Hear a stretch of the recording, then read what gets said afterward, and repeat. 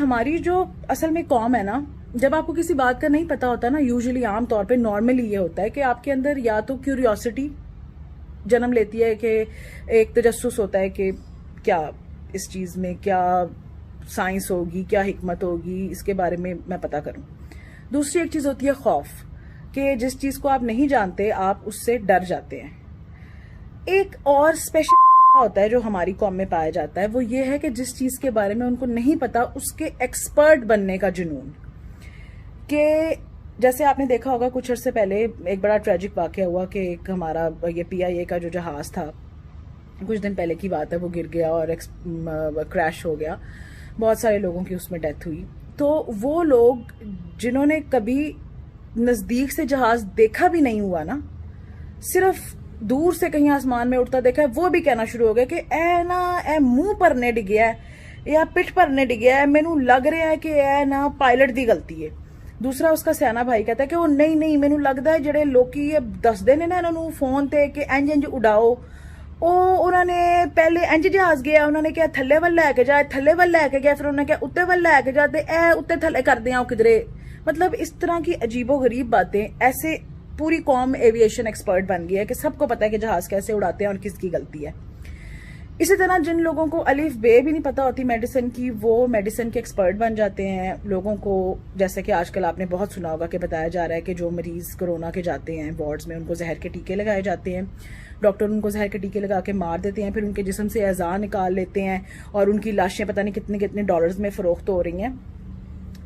तो इस तरह की अफवाहें, ऐसे एक्सपर्ट जिन्हें बनने का जुनून होता है, वो ये बातें बनाते हैं, पहले अपने दिमाग से सोचते हैं कि जी ऐसा होगा, फिर उसके अराउंड एक पूरी की पूरी जो है ना वो एक पुरस्कार कहानी तरतीब दी जाती है।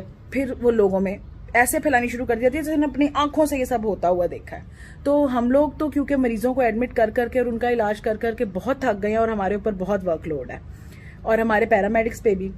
तो आप काइंडली वॉलंटियर करें, आप लोग हमारे वार्ड्स में आएं। जो पेशेंट्स की आलाइशें उठाई जाती हैं, उन्हें खाना खिलाना होता है, उन्हें नहलाना धुलाना होता है, उनकी बेड शीटें चेंज करनी है, इस तरह के छोटे मोटे काम आप आएं और हमारी मदद करें, ताकि जो हमारा असिस्टेंट अमला है उसको भी थोड़ी हेल्प मिले, उन्हें भी रिलीफ मिले, जो कि रोज पॉजिटिव हो रहे हैं, जिनके घर वाले रोज मर रहे हैं बेचारों के, काम करने वालों के, डॉक्टरों के, पैरामेडिक्स के, उनको भी थोड़ी रिलीफ मिलेगी। और आपके अंदर जो दो मुंह वाला जो आपको ऐसी बातें बनाने, फैलाने और मानने पे उकसाता है, वो उसको भी थोड़ी तशफ़ी उसकी होगी कि वो आएगा, आप आके देखेंगे कि वाकई क्या जहर के टीके लग रहे हैं या नहीं लग रहे, या ऐसा कुछ हो रहा है या नहीं। अपनी आंखों से देखें ना, जाके देखें, उन वार्डों में काम करें और PPEs भी फिर ना पहने, कोई प्रोटेक्टिव चीज ना पहने। हालांकि हम आपको ऐसे वार्ड में जाने नहीं देंगे, हम आपको जरूर PPE देंगे, क्योंकि हम तो ये मानते हैं कि ये एक बहुत बड़ी हकीकत है, हम अपनी आंखों के सामने देख रहे हैं। तो आप आए, कोरोना के पेशेंट्स का ख्याल करें हमारे साथ और अपनी आंखों से देखें कि क्या वाकई में ऐसा हो रहा है या नहीं हो रहा। दूसरी बात यह है कि बॉडीज क्यों नहीं दी जाती कोविड पॉजिटिव पेशेंट्स की उनके घर वालों को, क्योंकि बंदा मर भी जाए तो भी उसके अंदर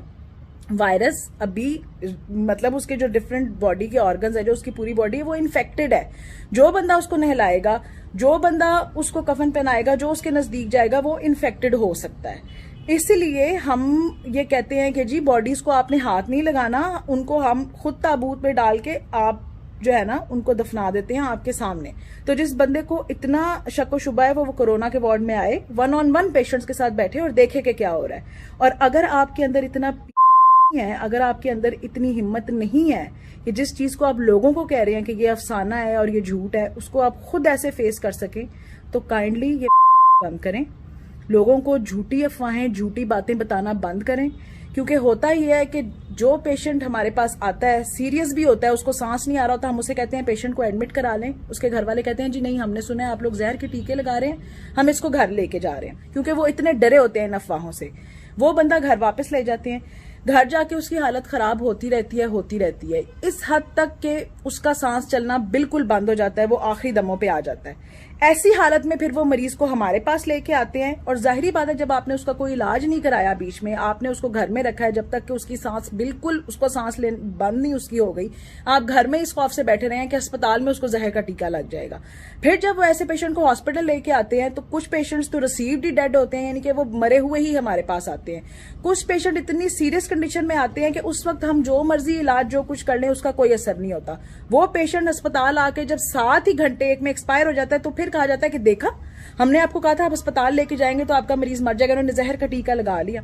ये नहीं बताते कि हमने पेशेंट को घर में रखा है और जब वो मरने के नजदीक हो गया तो हम उसे अस्पताल लेके आए हैं। ऐसे पेशेंट की मौत की जिम्मेदारी सिर्फ और सिर्फ उन लोगों पर आयद होती है जिन्होंने ये अफवाहें फैलाई हैं, उस मरीज का बर वक्त इलाज नहीं होने दिया। तो काइंडली आप लोगों की जानों से खेलना बंद करें। अगर आपको इतना अस्पतालों के अंदर आए, कोरोना के वार्ड के अंदर आए, वहां आके देखें, वहां आके काम करें, वरना बंद कर दें। हम बहुत टेंशन में हैं, बहुत स्ट्रेस में हैं। एक तो अपने सामने अपने मरीजों को मरता हुआ देखना, ऐसे ही जैसे आपके घर का कोई बंदा मर रहा हो, एक वो डिप्रेशन। फिर अपने कोलीग्स को अपने सामने इन्फेक्ट होता हुआ मिजरेबल हालत में देखना, खुद इन्फेक्ट होना, अपनी फैमिली वालों के लिए परेशान होना कि कहीं आप उन तक इन्फेक्शन ना ले जाएं।